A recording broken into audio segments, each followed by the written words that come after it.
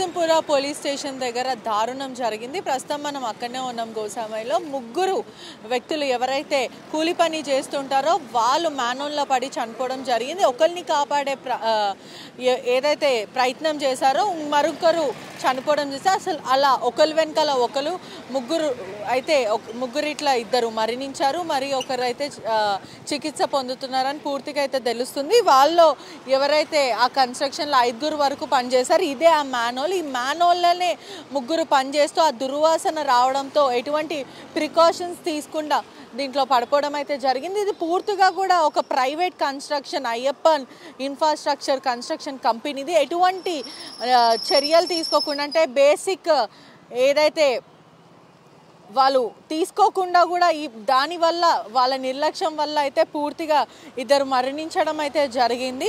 పూర్తిగా ప్రికాషన్స్ తీసుకోకుండా ఇన్ఫ్రాస్ట్రక్చర్ ఎవరైతే అయ్యప్పన్ కన్స్ట్రక్షన్ కంపెనీ ఉందో వాళ్ళ కారణంగా అయితే ఇద్దరు అయితే చనిపోయారు. దీంట్లో ఒకసారి ఇక్కడ కూలీలు అయితే ఉన్నారు, మాట్లాడే ప్రయత్నం కూడా చేద్దాం. వర్కర్స్ ఉన్నారు. అసలు ఏం జరిగిందంటే ఎంతమంది చనిపోయారు, ఆ టైంలో మీరు ఉండే అని చెప్తున్నారు. అసలు ఏం జరిగింది? నేనైతే ఆడ కూర్చున్నా మ్యామ్. నేను బయట డెడ్ బాడీలు తీసుకుంటా ఉస్మానియా నుంచి. డెడ్ బాడీ నేను ఒక పెద్ద మస్తాన్ డ్రైవర్ని. ఆడ కూర్చున్నప్పుడు చాలామంది ఉన్నారు. ఆడ లోపల ముగ్గురు చనిపోయేటప్పుడు ఉన్నారు. ఒకరు చనిపోయిన ఆల్రెడీ, ఇద్దరు బతుకున్నారు. ఒకరికి నేను తీసిన ఆటోమేటిక్గా నేను పాయింట్ చెట్టు ఏం లేకుండా ఇతాట్ మార్క్స్తో లోపలికి పోయినా. కార్బన్ డై ఆల్రెడీ మొత్తం గుంజుతుంది. నన్ను గుంజినా కూడా ఒకరిని కాపాడి అంబులెన్స్లో పంపించిన. మళ్ళీ మీదికి లేచిన. మళ్ళీ కింది దిగగానే మళ్ళీ ఇంకోటి బతికి ఉన్నాడు. అని కాలు లేపగానే కాలుకి సేఫ్టీ బెల్ట్ వేసిన. ఏగానే నేను బేవస్ అయిపోయినా లోపలనే. నన్ను కూడా బయట గుంజిండ్రు, లేకపోతే నేను కూడా పోయేటోని. మిమ్మల్ని ఎవరు గుంజినారు? నన్ను బయట కార్గోలు ఉంటారు కదా రోడ్ మీద, వాళ్ళు గుంజిండ్రు నన్ను. ఒకరినైతే బతికించి అంబులెన్స్లో పంపించిన. నెక్స్ట్ బాడీ కూడా అని కూడా బతికిస్తుండే. నేను లోపలనే బేవస్ అయిపోయినా కానీ ఇంకేం కాలేదు. ఎందుకంటే దేనివల్ల అంటే దుర్వాసన ఇప్పుడు కూడా చాలా ఎక్కువ వస్తుంది. మొత్తము ఆక్సిజన్ లోపల పోగానే 2 సెకండ్ల కథం గుమ్మ అయిపోతాం లోపలనే. ఇదంతా కూడా ఎటువంటి ట్యాంక్ ఇది అసలు? దీనికి ఇంకా కన్స్ట్రక్షన్ అక్కడ నుంచి రోడ్ ఇంకా కన్స్ట్రక్షన్ కాలేదంట. నిన్న ఎమ్మెల్యే సాబ్ వచ్చిండ్రు. నిన్న మాట్లాడి ఫోటోలు గిట్టలు దిగిపోయిండ్రు.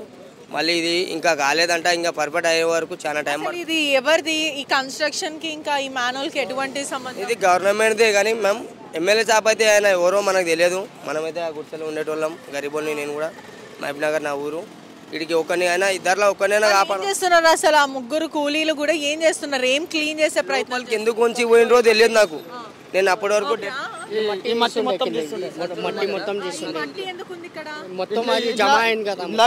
మొత్తం క్లీనింగ్ చేస్తుండే. ఒక ఆయన క్లీనింగ్ చేస్తుండే. ఆయనకు లోపల ఏమైందేమో వాళ్ళిద్దరు కూడా దుంకిరు. ఆయన నేను కాపాడనిక పోయారు. వాళ్ళకు కూడా మత్తెక్కిపోయింది. ముగ్గురు అన్ననే పడిపోయారు. ఈయననేమో ఒక ఆయన తీసిండు. ఒక ఆయన ఈయన కాపాడిండు. వాళ్ళిద్దరు లోపలనే ఉండిపోయారు. ఈయన కూడా పోయి గుమ్మ అయిపోయి. ఎక్కడి నుంచి వచ్చింది? మొత్తం డ్రైనేజ్ లోపలనే డ్రైనేజ్. ఇది ఎందుకంటే కన్స్ట్రక్షన్ కి దానికి ఎటువంటి సంబంధం అది మనకు తెలియదు. నిన్ననైతే పోలీసులు వాళ్ళు వచ్చి. అయితే ఇప్పుడు ప్రస్తుతం ఏమంటున్నారు కుటుంబ సభ్యులు? అదే ఎమ్మెల్యే వచ్చి కూడా ఏం మాట్లాడారు? ఎమ్మెల్యే సాబ్ వచ్చిండు నిన్న. వచ్చి కూడా ఈ రోడ్ ఇంకా కన్స్ట్రక్షన్ ఇంకా కాలేదంట. అది కూడా త్వరలోనే మొత్తం చేసేస్తా. దానివల్ల ఏమైనా ఉందో ఏంటి సభ్యులకి ఏమన్నా చేయాలో అది చేస్తాం. ఇక్కడ ఏమైనా అయిన దీనికి ఏదైనా సరే పబ్లిక్ గురించి ఈ మెనోల్ గురించి కూడా మాట్లాడి నిన్న. అది కూడా మాట్లాడదామని మళ్ళీ రేపు ఎల్లుండి వచ్చి కన్స్ట్రక్షన్ గురించి మాట్లాడదామని. పూర్తిగా ఇది ఎవరి నిర్లక్ష్యం అంటే ప్రభుత్వ నిర్లక్ష్యమా లేకపోతే ఈ కన్స్ట్రక్షన్ కంపెనీ వాళ్ళది, ప్రైవేట్ది, వీళ్ళదా? కంపెనీ వాళ్ళది ఏం లేదు మ్యామ్. ఇది గవర్నమెంట్దే. గవర్నమెంట్ వాళ్ళు కూడా చాలా మంది ఉన్నారు దీంట్లో. ఎలుకమైన చాలా మంది వచ్చింది నిన్న చాలా మంది వచ్చి ఒకరైతే ఎమ్మెల్యే సాబ్ వచ్చిండ్రు, కార్లలో మాట్లాడిండ్రు. ఇది కన్స్ట్రక్షన్ కాలే. ఇంకా పూర్తిగా ఎంతమంది చనిపోయారు? మినిమం 2 చనిపోయాను మ్యామ్. ఒకరిని అయితే బతికించగలను.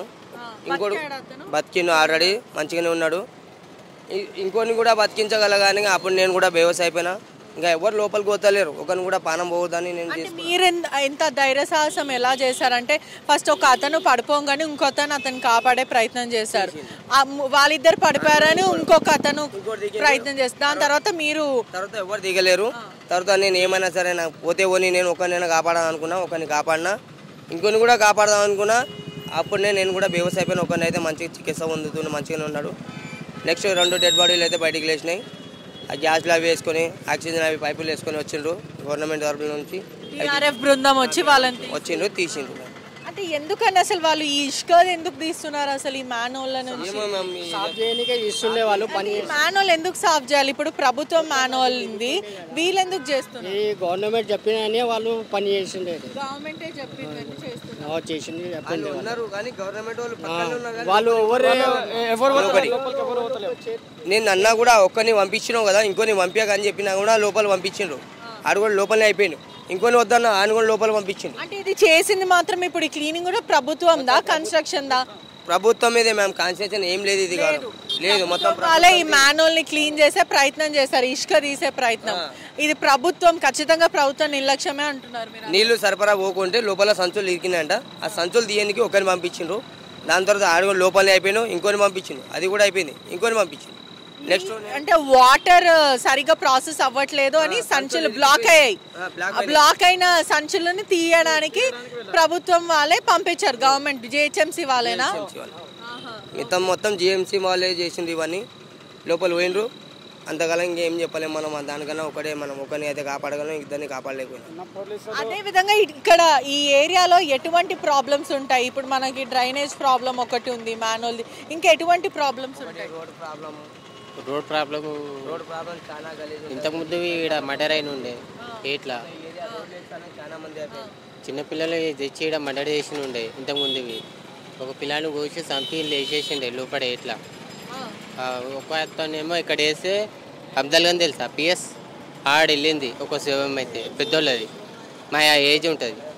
భద్రత ఉండదు ఇక్కడ ఏమాత్రం, ఏం లేదు. పూర్తిగా కూడా ఇక్కడ ఎటువంటి భద్రత ఉండదు. పూర్తిగా ఇదైతే ప్రభుత్వం వాళ్ళే అదే క్లీన్ చేసే ప్రాసెస్లో ఇద్దరు ఏదైతే ఈ డ్రైనేజ్లో దూకారో వాళ్ళు ఈ సంచులను, అంటే వాటర్ బ్లాకేజ్ అయింది, దాంట్లో ఈ సంచులను అయితే దాంట్లో ఆ మ్యాన్హోల్లో ఈ సంచులు తీసే ప్రయత్నంలో ఆ స్మెల్కి తట్టుకోలేక ఒక అతను అయితే దాంట్లో పడిపోయారు. మరొక అతను అంటే రెండో అతను ఈ మొదటి అతన్ని తీసే ప్రయత్నంలో రెండో అతను కూడా కింద పడిపోయారు. దాని తర్వాత మూడో అతను వీళ్ళు ఇద్దరిని ఏదైతే రక్షించే ప్రయత్నం చేసినా మూడో అతను కూడా కింద పడిపోయి, దాని తర్వాత ఇక్కడ పనిచేసే ఎవరైతే గుడిసెలో ఉండే వ్యక్తి దుంకి ఇద్దరిని కాపాడే ప్రయత్నం అయితే చేశారు. పూర్తిగా ఒక అతన్ని అయితే కాపాడారు, ఇద్దరు మాత్రము అక్కడికక్కడనే మృతి చెందారని చెప్తున్నారు. ఇదైతే వీళ్ళు స్థానికులు ఇచ్చిన సమాచారం మేరకు ఇది ప్రభుత్వ నిర్లక్ష్యమే. ఇక్కడ చాలా ఇబ్బందులు ఉంటాయి, రోడ్లు సరిగ్గా ఉండవు, డ్రైనేజ్ సిస్టమ్ సరిగ్గా ఉండవు, చాలా ఇబ్బందులు ఉన్నాయని అంటున్నారు. పూర్తిగా అయితే ఇది పోలీసులే విచారించాలి. అసలు కన్స్ట్రక్షన్ ఇక్కడ ఒక ప్రైవేట్ కన్స్ట్రక్షన్ కూడా ఉంది. అదేవిధంగా ఈ కన్స్ట్రక్షన్ వాళ్ళదా లేకపోతే జిహెచ్ఎంసీ వాళ్ళు పనిచేసే అధికారుల నిర్లక్ష్యమా, అసలు ఎవరిది అనేది పూర్తిగా వీళ్ళే చెప్పనుంది. పూర్తిగా చూడాలి అసలు ఏంటి ఈ స్టోరీ ఏంటి అనేది కూడా పోలీసులు నిర్ధారించి అసలు ఎవరికి శిక్ష పడుతుంది, చనిపోయిన వాళ్ళ పరిస్థితి ఏంటి, ప్రస్తుతం వాళ్ళ కుటుంబ సభ్యులు అందరూ కూడా రోధించడం అయితే జరుగుతుంది. చాలా ఇది చెప్పొచ్చు, అది చాలా దారుణ విషయం అనే చెప్పొచ్చు. ఎందుకంటే ముగ్గురు పడిపోయిన వ్యక్తులు ఒకరినొకరు కాపాడే ప్రయత్నం అయితే చేశారు హ్యుమానిటీ యాంగిల్లో. ఆ కాపాడే ప్రయత్నంలో ఇద్దరు చనిపోయారు, ఒకరు బ్రతుకున్నారు, ఇంకో అతన్ని బ్రతికించారని పూర్తిగా తెలుస్తుంది. పూర్తిగా అయితే ప్రజలు కూడా చాలా అప్రమత్తంగా ఉండాలి, ఇట్లాంటి మ్యాన్హోల్స్లో కొంచెం చూసుకొని దిగాలని కూడా తెలియజేస్తున్నారు. కుల్సంపుర పోలీస్ స్టేషన్ పరిధిలో దారుణం చోటు చేసుకుంది. మ్యాన్హోల్ క్లీన్ చేస్తున్న ముగ్గురు వర్కర్స్ అక్కడనే స్పాట్లో చనిపోవడం జరిగింది. పూర్తిగా ఇది ఒక కన్స్ట్రక్షన్ కంపెనీ నిర్లక్ష్యం అని కూడా పోలీసులు చెప్తున్నారు. ఒకసారి మనతో పాటు ఇన్స్పెక్టర్ అశోక్ కుమార్ గారు ఉన్నారు, మాట్లాడే ప్రయత్నం చేద్దాం. నమస్తే సార్, అసలు ఎలా జరిగిందంటే ముగ్గురు వ్యక్తులు పనిచేసే వ్యక్తులు ఎలా చనిపోయారు, అంటే దీనికి నిర్లక్ష్యమే కారణమా లేకపోతే ఏంటి? డెఫినెట్లీ అమ్మా, ఇది యాక్చువల్గా అది కన్స్ట్రక్షన్లో ఉన్నటువంటి డ్రైనేజ్ పైప్ లైను. ఈ డ్రైనేజ్ పైప్ లైన్లో వాళ్ళు కన్స్ట్రక్షన్ చేసే సమయంలో పైనుంచి మురుగునీరు రాకుండా మట్టి సంచులతో కూడినటువంటి సంచులను పెడతారు. ఆ సంచులు తీసే క్రమంలో నిన్న ఒక 5 మంది లేబర్లో ఈ ముగ్గురు కూడా ఉన్నారు. వాళ్ళతోని ఈ శ్రీను అనే అతను ఈ మ్యాన్హోల్ కవర్ తొలగించి అందులో నుంచి ఆ సంచులు తీసే క్రమంలో ఆ దుర్గంధమైనటువంటి వాసన భరించలేక అందులో పడిపోయాడు. అతన్ని రక్షించే క్రమంలో అతనింట హనుమంతు మరియు రాములు అనేవారు కూడా రక్షించే క్రమంలో అందులో దిగి ఆయన తీయలేక హనుమంతు ఇద్దరు అందులోనే పడిపోతే ఇంకా 2 ఉన్నారు, వాళ్ళ కోలేబర్ వాళ్ళు అందులో వెంకటరాములను బయటకు తీయడం జరిగింది. ఆయన శ్వాస అనేది సరిగా ఆడలేక పరిస్థితుల్లో ఇమీడియట్లీ 108కు పిలిచి ఉస్మానియా హాస్పిటల్కి పంపించినారు. కానీ అప్పటికే అతను హాస్పిటల్లో ట్రీట్మెంటు పొందుతూ చనిపోవడం జరిగింది. తర్వాత డిఆర్ఎఫ్ సహాయంతో ఆ మాన్యువల్లో ఉన్నటువంటి మిగతా ఇద్దరిని బయటకు తీసినాం. వాళ్ళు దురదృష్టవశాత్తు అప్పటికే చనిపోవడం జరిగింది. ఇదంతా కూడా అటువంటి మాన్యువల్లో దిగడానికి డెఫినెట్గా ప్రికాషన్స్ తీసుకొని మాత్రమే చేయాల్సి ఉంటుంది. ఆ వాసన దుర్గంధమైనటువంటి వాసనతోని మనుషులు చనిపోయే ప్రమాదం ఉన్నదని అందరికీ తెలుసు. అట్లాంటి పరిస్థితుల్లో కూడా ఎటువంటి సేఫ్టీ మెజర్ తీసుకోకుండా అంటే వీళ్ళు ప్రస్తుతం మాన్యువల్లో ఎందుకు దిగాల్సి వచ్చిందంటే వీళ్ళు కన్స్ట్రక్షన్ కంపెనీలో అంటే ఎటువంటి క్లీనింగ్ చేస్తుంటారు దాంట్లో? ఇది కొత్తదమ్మా, ఇది కొత్తది. ఈ కొత్త మాన్యువల్ కన్స్ట్రక్షన్లో పైనుంచి వాటర్ రాకుండా దీనికి మట్టి సంచులు పెడతారు. ఇది రెగ్యులర్ ఇంకా డ్రైనేజీ కాదు ఇది. కాకపోతే వాటర్ అయితే డ్రైనేజ్ వాటర్ ఉన్నాయి. ఇది పూర్తి స్థాయిలో కన్స్ట్రక్షన్ అయిపోలేదు. ఇప్పుడు సెమీ కన్స్ట్రక్షన్ అయింది. ఆ మట్టి సంచులు తీసే క్రమంలో వాళ్ళకి దిగడం జరిగింది.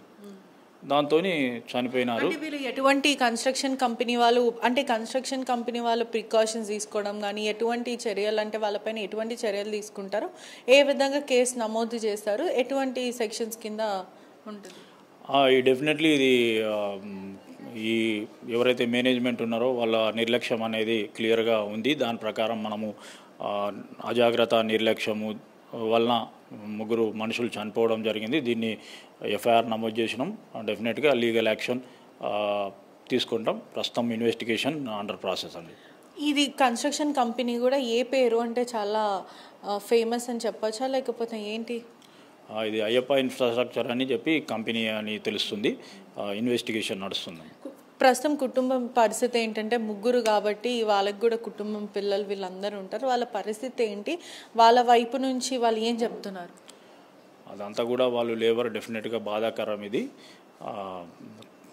100% చట్ట ప్రకారం వాళ్ళకు ఎంతవరకు న్యాయం జరుగుతుందో అంతవరకు చేయగలుగుతాం. 100% చట్ట ప్రకారం చేయగలుగుతాం.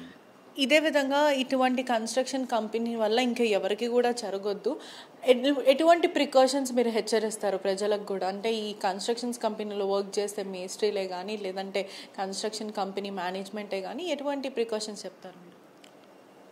డెఫినెట్గా సేఫ్టీ ప్రికాషన్ తీసుకున్న తర్వాతనే ఇట్లాంటి కన్స్ట్రక్షన్స్ చేయాల్సి ఉంటుంది. చేయకపోతే దాని మీద 100% లీగల్గా వాళ్ళు బాధ్యులు అవుతారు. 100% యాక్షన్ తీసుకుంటారు. నోటీస్కి వచ్చినా కూడా మీరు చర్యలు తీసుకుంటారు? ఏమన్నా ఉంటే డెఫినెట్గా లేబర్ ఆఫీసర్స్ వాళ్ళకి ఇన్ఫార్మ్ చేస్తాం, తగు చర్య తీసుకుంటాం. చూస్తున్నారు కదా, 3 మృతి చెందడం జరిగింది. పూర్తిగా కన్స్ట్రక్షన్ నిర్లక్ష్యం వల్లనే ఇదంతా జరిగింది. వాళ్ళు ప్రికాషన్ ప్రయర్గా తీసుకుంటే 3 చనిపోకపోతుండే అని పోలీసులు చెప్పడం కూడా జరుగుతుంది. కెమెరామ్యాన్ విజయ్తో పెట్టిష రిపోర్టింగ్ RTV హైదరాబాద్.